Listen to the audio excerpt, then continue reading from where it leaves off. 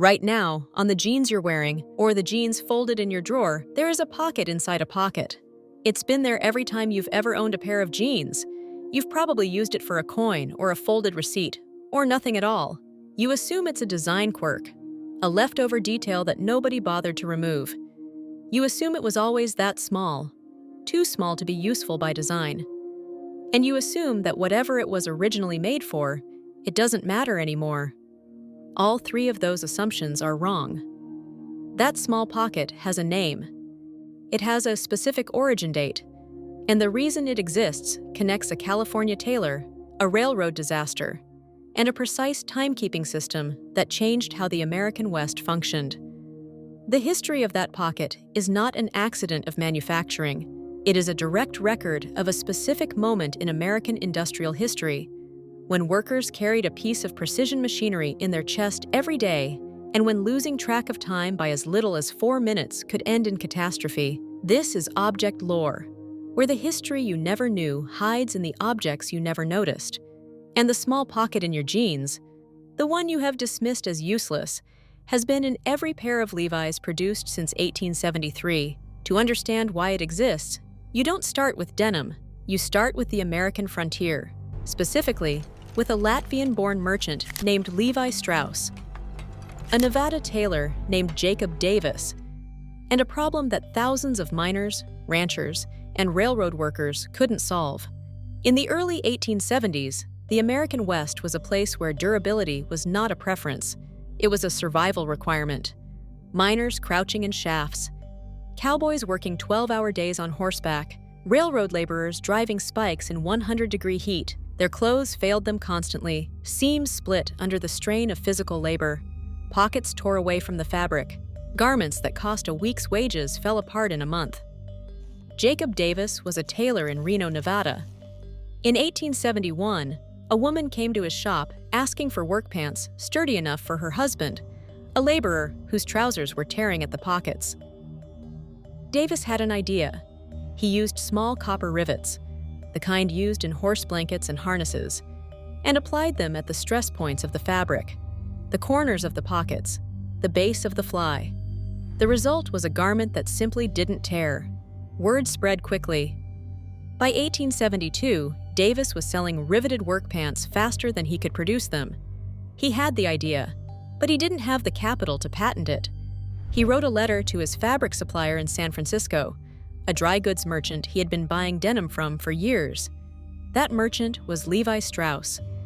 On May 20, 1873, Strauss and Davis were jointly granted United States Patent Number 139,121. The copper-riveted denim work pant, what we now call jeans, was officially born.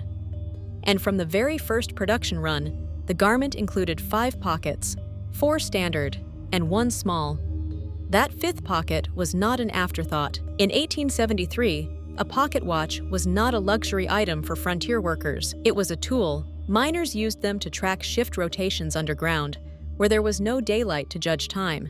Cowboys used them to coordinate cattle drives across terrain with no landmarks, and railroad workers, the most time-critical workforce in the country, depended on them entirely. The American railroad network in the 1870s was expanding at a rate that had no precedent in human history.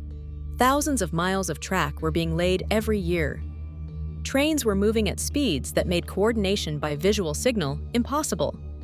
The only way the system could function was if every engineer, conductor, and brakeman knew exactly what time it was, down to the second. A pocket watch, for these men, was as essential as their tools.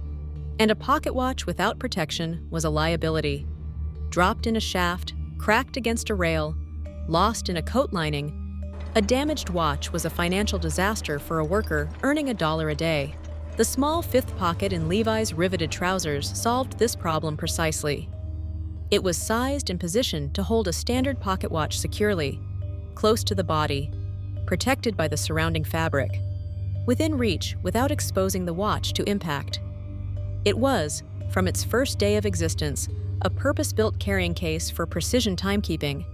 Think of it as the equivalent of the modern phone case, not decorative, not incidental, but engineered for a specific, expensive, fragile object that the wearer could not afford to lose. But the full weight of what that small pocket meant only becomes clear when you look at what happened on April 19, 1891, near Kipton, Ohio. That morning, two Lake Shore and Michigan Southern Railway trains, moving in opposite directions on the same track, collided at full speed. The cause, determined after investigation, one engineer's watch had stopped for 4 minutes, then restarted without his knowledge. He believed he had time he did not have. 11 people were killed. The Kipton disaster triggered a nationwide review of railroad timekeeping. The outcome was the General Railroad Timepiece Standards, issued in 1893, a set of specifications so detailed they read less like safety guidelines and more like a legal code. Railroad watches had to display the correct time to within 30 seconds per week. They had to be a minimum size, 16 to 18 joules in the movement. They had to be open-faced, no protective cover that could slow a worker from reading the time.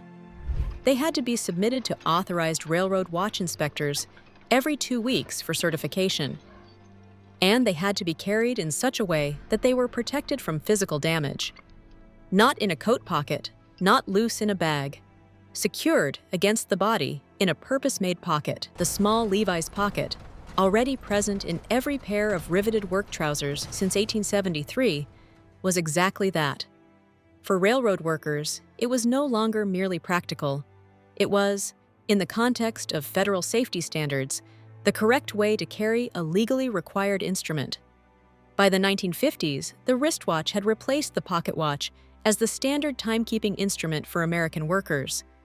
The technology that had made the small Levi's pocket a necessity had become a museum piece. Levi's kept the pocket anyway. They had a practical reason. The 501 jean was a standardized product. Changing the cut meant retooling production. But there was something else. By the 1950s, the pocket had already been in every pair of Levi's for 80 years. It was part of the identity of the garment. Removing it would have been a visible change to something iconic. Today, the watch pocket is in every pair of 501 jeans produced. It has been present, in essentially the same form, for over 150 years. So the next time you reach into that small pocket and find it too small to be useful, remember what it was built for. Not coins, not folded receipts, but a precision instrument that workers in the American West carried every day, that railroad companies were legally required to inspect, and that, on at least one documented occasion, the absence of accurate timekeeping cost 11 people their lives. That pocket exists because time, in 1873, was not a convenience. It was a matter of survival. If you just look down at your jeans, that's object lore working. Like this video so that the next person who's been using that pocket for loose change finds out what it was actually built for. Share it with someone who owns more pairs of jeans than they have excuses for, because now every single pair tells a story.